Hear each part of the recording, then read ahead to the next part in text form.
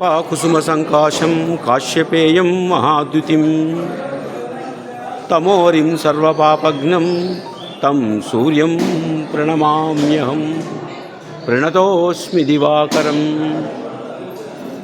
సూర్య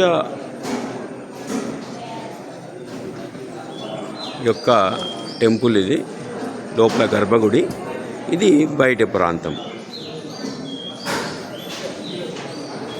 japa కుసుమ సంకాశం కాశ్యపేయం మహాద్యుతిం